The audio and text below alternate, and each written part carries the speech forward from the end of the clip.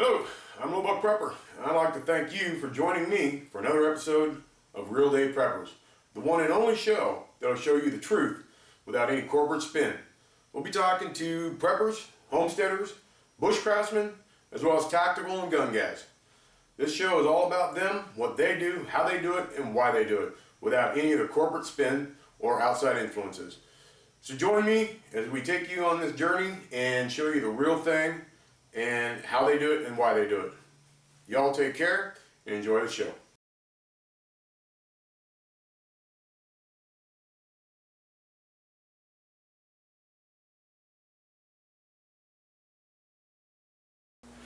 Hey guys, thank you very much for joining me for another episode of Real Day Preppers. And today I'm very privileged to have Modoc 42 with me. Honored mine. Honestly, I'm more with him. I'm at his place. This was great. The way we kind of got this one set up is I walked around and got some footage, and we're going to look at that footage and let him talk about it and kind of get an idea of where he's at and what he's doing. So with that, let's start the first one. What are we looking at there? Give us a little background or whatever. Yeah, that would be my house. I came up here with just bought bare land, and I built that myself.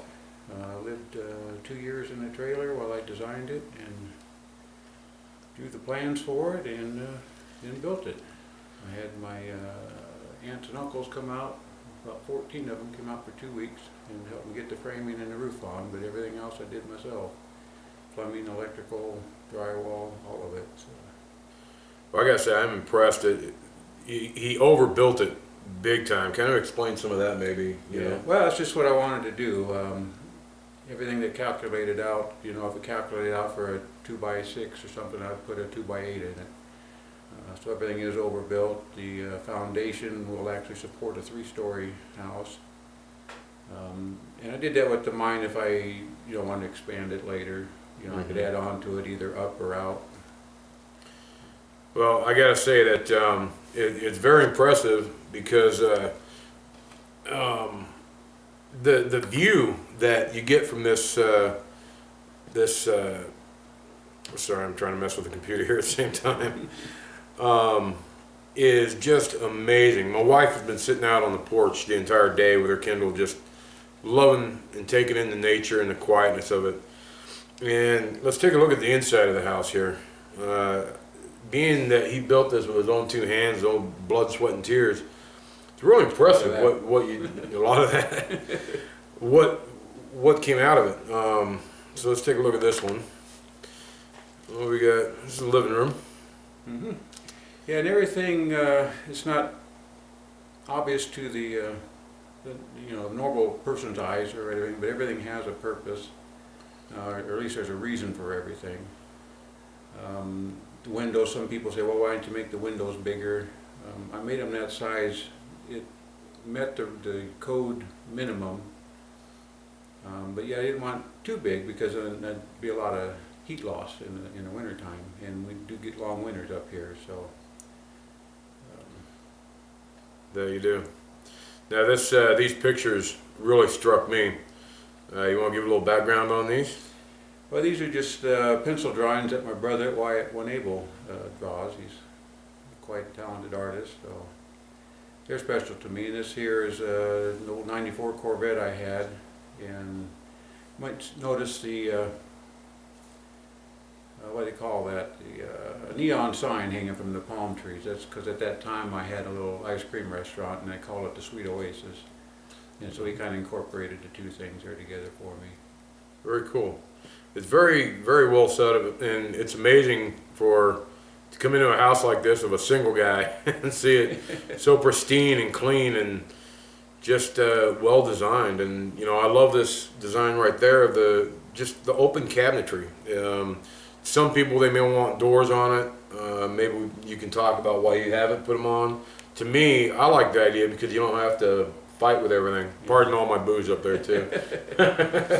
Yeah, well, it's just not finished. That's the bottom line. Okay. I moved into it. Everyone said, "Well, once you move in, you're not going to finish things." And I thought, no, because I'll wake up every day and see it, and it'll drive me nuts. But they were right, and I was wrong. I just got comfortable in it. It works. It's functional, and it's just good enough for me. Someday, when I get lots of money again or something, I'll hope to finish it. But it's been working for me for 10 years, and. Well, I gotta say, I'm really impressed with it. The house is beautiful. The scenery is just spectacular. This is a little bit more of your storage, I guess. Yeah, this is inside the office, and it's just the totes. They're packed plumb full of rice and sugar and dried milk, and So you got a hell of a library there too. yeah, a lot of self-help books and do-it-yourself manuals, and it's not as big as I want it to be, but it's quite a bit of information. It's the basics, so Well, that's good. it gets a good start on things. Definitely, you got to have those resources. Let's look at this one now. This was the cool part I saw. Why don't you tell us what we're seeing here? This is my attic room that I finished. It's not a hidden room, obviously, but it's a bonus room. People wouldn't expect it necessarily, but this is where I keep the majority of my storage. And what are we looking at here? My butt. All right. That wasn't done on purpose. Trust me. So I need a few more pounds I need to lose there. So sorry for the shaky camera. I'm climbing up the stairs there with the camera. So, should tell us a little bit what you got going on up here. I guess you're setting. Yeah, just toilet paper and paper towels, and usually matches and toiletries, light bulbs, and just everything that is a convenience that I wouldn't want to do without. Some things are a necessity, obviously, but just try and stock up on it so if I can't acquire it later, I've got some for a while. Especially.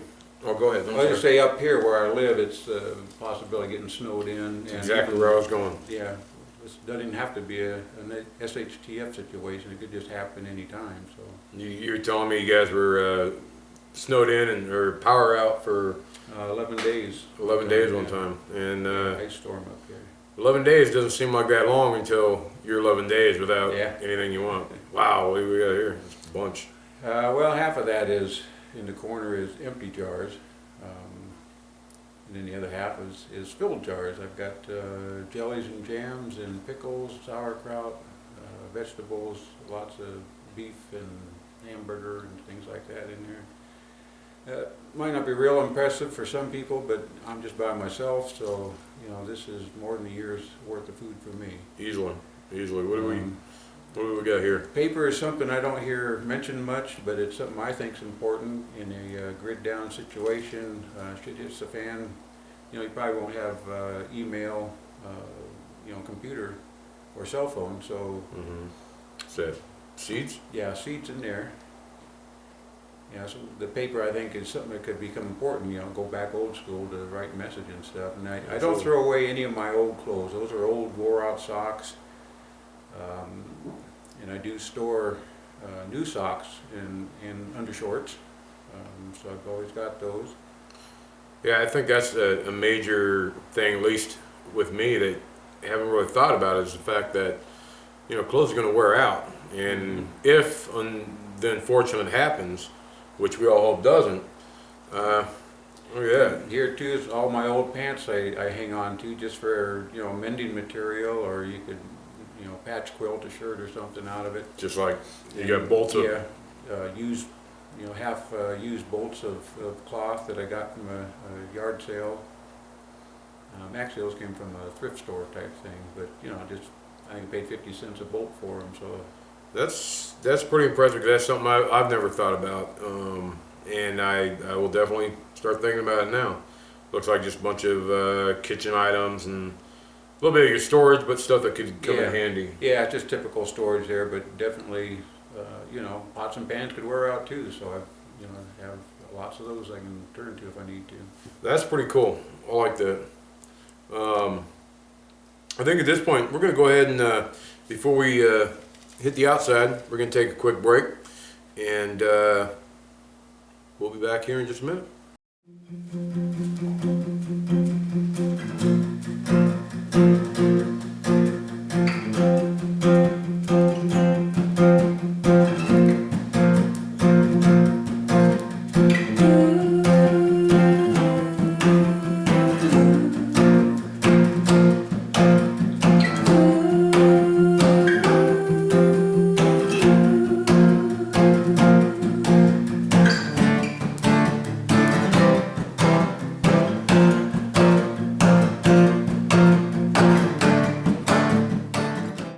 Hey guys, thanks for sticking around, and let's check out his outside and kind of see what kind of stuff he's got going on out there.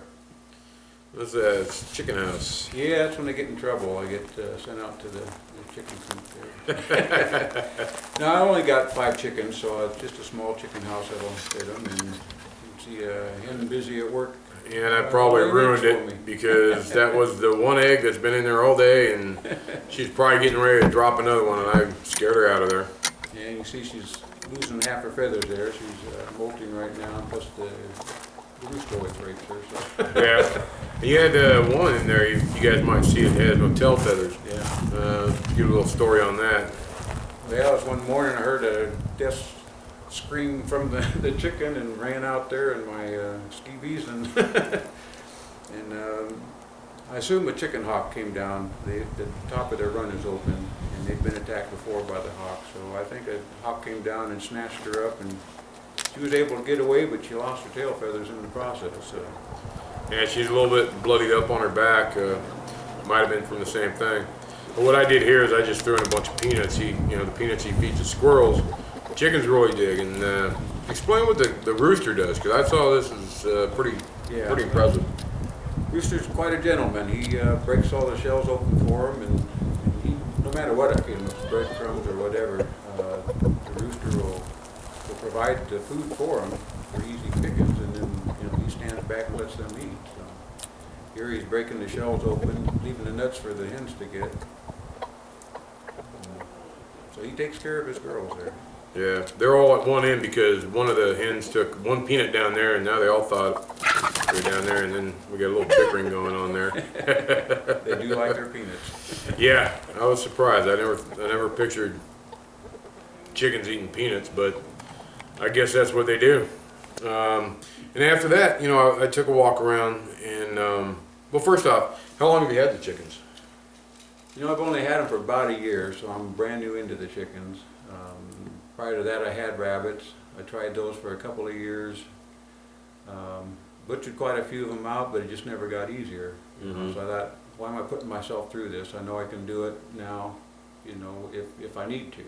If you need to, you can hunt them because you got them around here. Yeah, well, I can hunt them or I can raise them and butcher them. I know I can do it now, but it never got easier for me to kill them. The butchering part's not a problem, just taking their life, So yeah, I thought it'd be easier to raise chickens and just collect eggs. So. Yep. Well, to each their own. You gotta work with what you got and what you can handle.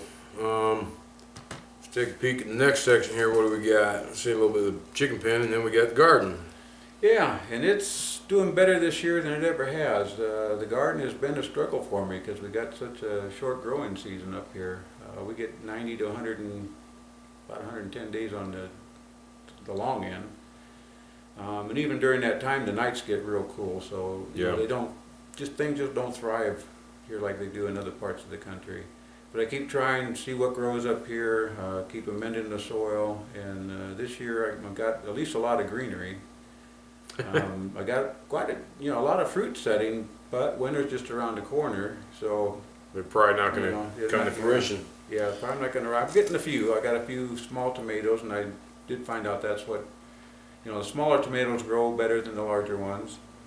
So it's just a matter of continuing to educate myself every year. Like I say, the things get a little bit better, and I get a little closer to having something that looks like a real garden. So very true. And I didn't actually get into the garden and get a lot of video down inside it, but he's got a few bell peppers going. Bell peppers, yellow, banana peppers, jalapenos.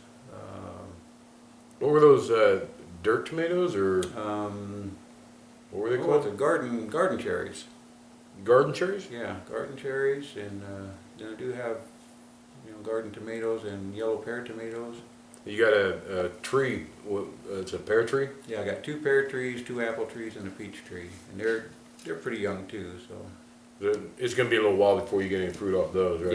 Yeah. The peach tree actually was loaded this year. First time I got peaches, but the chipmunks stole them all. So. Nice. All right, so let's take. I think this is your well house, if I remember right. Yeah. Yeah. It looks like a lot of people that don't have wells, and I learned a lot. Explain that red tank. I've never seen these things. Yeah, that red tank's a pressure tank. probably the upper quarter of it has a rubber bladder that goes across and separates the water from air. And you actually pressurize the upper part with air, and as you fill it with water, it pushes against that rubber bladder and pressurizes the air even more. So when you use the water, that air then, pushes the water out. It forces it down, or forces your water pressure. Exactly, yeah. If it's just pressurized water, as soon as you turn the faucet on, you lose all the pressure immediately, Right. Now, in there we saw some light bulbs, or some lights set up. What's the purpose of that? Yeah, well, that's my answer for keeping things from freezing up during the winter time. It's just real simple. It's on what they call a thermal cube. It comes on at about 32 degrees and shuts off at 45, so the bulbs only come on when they need to. I've got 2 bulbs in there. One will do the job, but I keep 2 for redundancy. Yeah, you've had failures with bulbs and... Yeah, I've gotten lazy and forgot to check to make sure they're lit, and as soon as they both go out, pipes freeze in no time at all. So. How big of a fix is that when that freezes up down there? In nice conditions, it's not bad, but unfortunately, they're not freezing up in nice conditions, are they? No, they're not. So it's kind of a miserable job to have to break apart cold pipes and deal with wet water and stuff, and when it's freezing conditions. So it's something you don't want to happen. Yeah. Right on. Okay. Let's take a quick peek here at. Let's see. I think we're on this one here. All right, the greenhouse. I call it the brown house. I don't have a whole lot of look out there, but another work in progress. I keep trying to learn and keep trying to do something. But yeah, it's my greenhouse, and you can see winter is returning, and things aren't looking too good right now. But we've got some dead radishes and some cilantro there.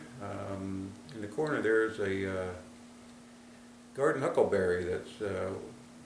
I love this sign. Yeah. Garden of Weedon. Yeah, I can't even get weeds to grow though, so that's my problem. But you can see I got some zucchini in there, and yes, what's left over of some what do you call those things? Cucumbers, and then some sweet peas and more zucchini. Now, have you harvested much out of there? A little bit, not too much, but again, it's just trying to find out what'll grow where. The greenhouse up here, it doesn't hold the heat at night, so it still gets cold, but it gets real hot during the day. So no, we saw something there just a minute ago. It looked like a pump. What was that? It's what they call a frost-proof hydrant. Frost-proof hydrant? Yeah, frost-proof, frost-free, something like that. But basically the valve is underground, and that handle lifts a rod that pulls the valve open or close. So that valve stays underground about 2 feet, and it prevents it from frosting. Water doesn't sit in that pipe, so there's nothing to freeze above ground. Gotcha. So the actual close off is down under the frost area. Right. And when you pull that, then that makes sense. Yeah. So it makes it so you can use water even in frigid conditions. It doesn't freeze up. That's pretty impressive. Yep. And on that, let's take another quick break, and we'll be back in a minute. Here at Real Day Preppers, we want to get out and interview on site. The only way to do that is with your support. So, do you need one of these? I know you want one of these. Who can't be tactical? And if you're on YouTube, you absolutely must have one of these. And this cannot come more highly recommended. Therefore, go to RealDayPreppers.com and click on the Amazon link. Right there, you will get into Amazon, be able to choose whatever you want to purchase. A portion of that will go to RealDayPreppers.com, as well as a portion of the proceeds will go to a fellow prepper in need. Thank you very much, and enjoy the show. All right, welcome back once again, and let's take a walk down to the campfire. That's pretty cool. Why don't you tell me what we're seeing here? Well, this is my entertainment. This is my upbreaker I've got above the house here, and I just basically made this for entertaining guests, and I had fun doing it. And it was very entertaining last night. I get company here. It's just a good place to hang out and have some camaraderie, and I make the signs just for conversation pieces or whatever. But I also do it in mind. With it's a place I can, do some outdoor cooking if it comes down to that. Mm-hmm. I've run in, as you can see there, a water hose and fire protection.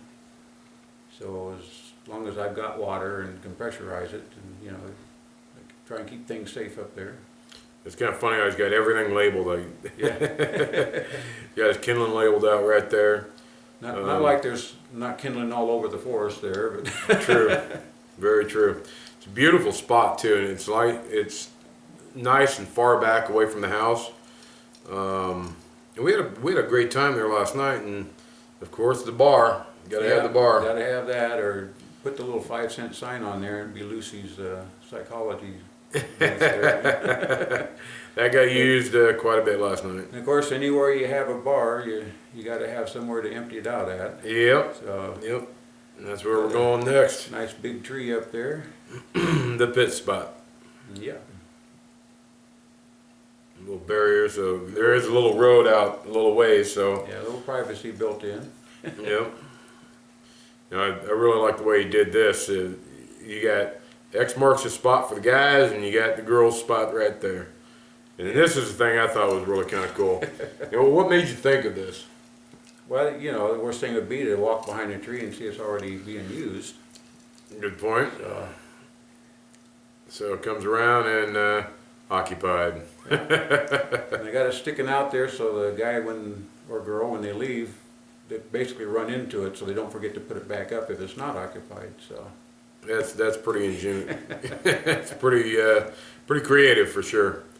You can see how it's, you know, away from the house, and it's, you know, just kind of up on the hill. And you know, when we were hanging out up there last night, it was nice. I mean, it's pitch black. You don't have lights from the city or anything like that, and it's just a beautiful little spot. yeah, I wanted to make it so it felt like you were out, you know, camping somewhere, and but yet not too far away, so that, you know, if I needed to use it in a grid down situation or something, I could go out there and it'd be convenient enough, you know, to do the cooking and stuff on it. Not to mention, if it is a grid down situation, that's a nice little brain break. You know, a place to get out and relax. Of course, where you're at, just sitting out on the front porch. I mean, cats. My wife's been out on the front porch most of the day, just enjoying the quiet. Probably just trying to get away from us, and having her good time. Let's take a little walk. We're just kind of looking at a few things. Wood pile there. Yeah, pretty much self-explanatory. Minus the fact that it's mostly a squirrel house. Yeah, it's become a squirrel and chipmunk habitat. So. And that's, you know, one of your workshops there that showed off to the side. But we've been sitting outside today all day watching some squirrels just taking in a bunch of stuff and obviously making nests. There's another little look from the front, your composts. Compost bins and my split wood there, getting ready for the winter again. Yes, Outside of the greenhouse, and just a storage shed there with the open air overhang. Yep. It's really neat the way he's got this all set up. And everything's so conveniently located and very, very well built. Very impressed with it all. Let's take a look at this one here. I don't remember what this one is. Oh, that's your shop where we're sitting right now.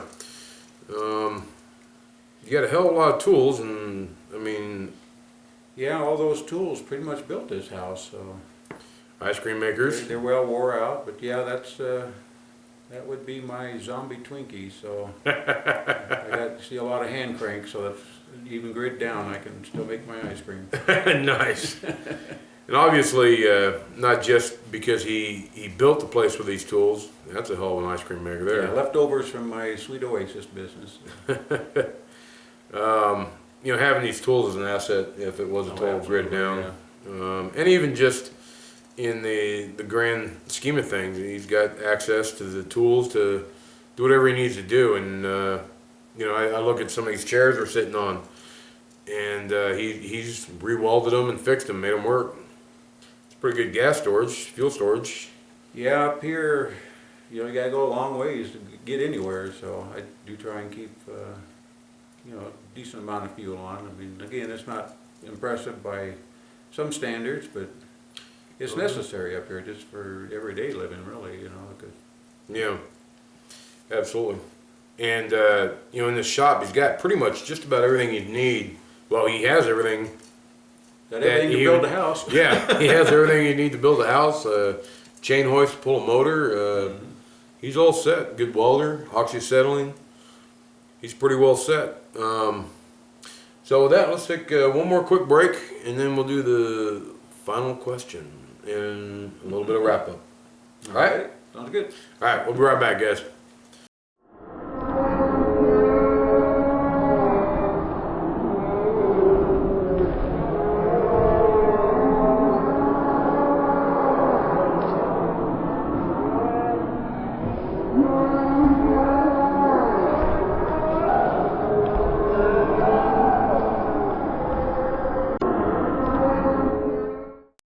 Hey y'all, what's going on? And thanks for hanging in there. We're on the last segment here, and this is where I kind of ask him a question or two. Now, the normal question I ask has already been asked of him at the RDP episode where we're out camping. So I want to bring up another one. To you, what does that right over your shoulder mean to you?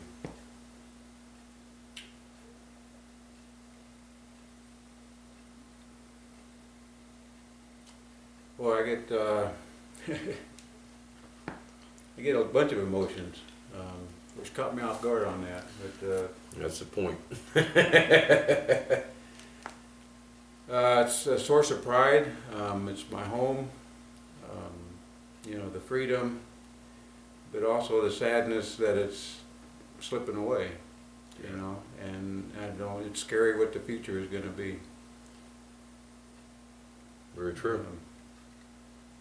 Yeah, I don't like the way things are going, and quite frankly, I don't know what to do about it except to do all I can to survive on a personal basis, you know, and be the best person I know how to be. And that's really the only thing I know to change, turn things around, is everyone's got to really get back to ethics and helping one another. And Quite honestly, I think that's why you've got the respect that you do in this community, is that you're such a genuine, honest, caring, and respectful person. And I've been here at his house for 4 days. I've camped with him a couple different times, and it's nothing different than you've seen in his videos. He is a very respectable guy. What do you think is your the biggest fear? What do you think is the most likely situation that's going to put us into a shit hit the fan, if you will? well, mine Too many of them roosters going off all the time at 5:30 Yeah. this morning. they might be experiencing shit hit the fan. Yeah. One more morning here, and I won't have chickens anymore. To me, it's financial, you know, economic. I see the decline of the dollar, and just, you know, I'm not one of these financial wizards that know all the ins and outs. I understand a little bit, but I can see it's hyperinflation.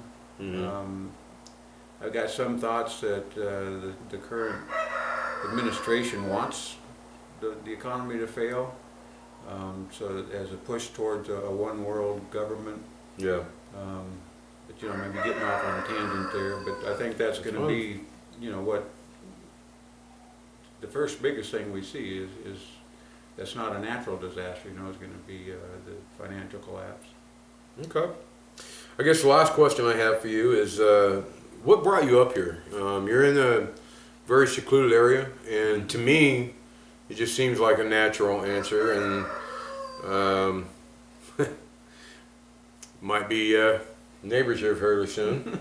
That'd be awesome. Yeah, well, it's I could use someone with a good strong back. it's looking like that might just happen. But what brought you up here?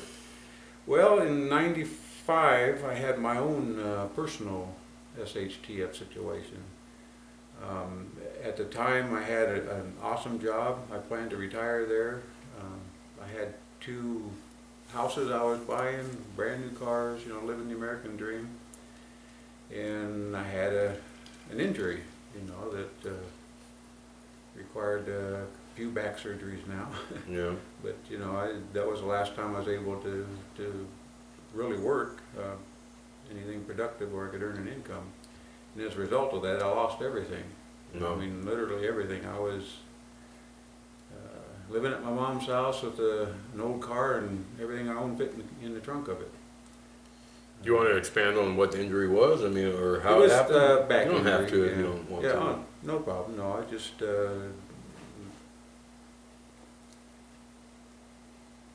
you cut here and then you add in.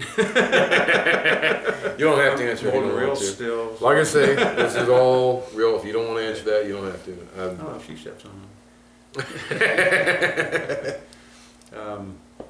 No, it was just a back injury, so there's no secret about that. But it was a bad one, and it continues to be a problem even today. So I've had 5 back surgeries, got a couple knees that need to be replaced, and that's just plain wearing out there. Yeah. But yeah, in '95 when that happened, I lost everything, and I realized how fragile life is. Where I thought I had everything and life was going great, it all turned around in a second, So that made me realize that I needed to do a little more to secure my future. So when I got back on my feet and was able to move out of my mom's house again and get my own place, I wanted to live in a place that was, I could be more self-sufficient, that even if the worst thing happened, I would be okay, And that includes the community itself, because this community that I found here is, because we're so far removed, it's just a natural way of life here is for everyone to help one another out, because they're going to need you next time, so they're willing to help you out, in your need this time. Yeah. And so it's a great community, and there's a lot of natural resources. That's the reason I moved here. So. Well, I can attest to what he's talking about with the community here. I've met a few people that live up here, and they're just really great people that just welcome you with open arms. Like I said, there's a distinct possibility I may end up here, and I've already gotten a lot of hey, just give us a buzz and we'll help you in any way that we can.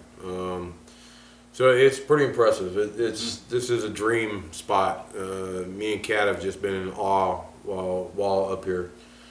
And with that, I guess it's time to close out. Unless there's anything you'd like to say that I didn't bring up. We got plenty of time. Yeah. No, just that there's still a lot of holes in my preps. Fire protection being one of them. Yeah. So that's something that's always on my mind to get that going, and probably next year that's going to start taking shape. So just keep building on my preps and keep trying to be the best person I know how to be. And you're doing a damn fine job with that. Yeah. I'll say that. Thank you. And you too. Love you, Bubba. All right, y'all. Well, that has been Modoc 42. Somebody I have respected for a long time, and every time I talk to him, I just gain that much more respect for him. Minus the fact that I'm gonna have to put another hole or two in my belt after leaving here. The guy can cook really good and a lot. So that, brother, I'm so glad that you welcomed us into your home, and Pleasure of mine. It was great, and maybe we'll be neighbors here real soon. That'd be awesome. All right, y'all. Thanks for watching another episode of Real Day Preppers, and don't forget, you prep to live, you don't live to prep. Have fun. Enjoy life. Talk to y'all later. Hey guys, hope you're enjoying the show. Awesome. I think that went perfect, hear man. From you. No stammering, no nothing. Preppers, homesteaders, bushcraftsmen, and survivalists. I need to hear from anybody that wants to share their story, tell their truth, what they've done and how they do it. And we can do it all via Skype with some of your filming. So get a hold of me at realdaypreppers@gmail.com. And let's see if we can work something out. All right? Y'all take care and enjoy the show. Talk to you later.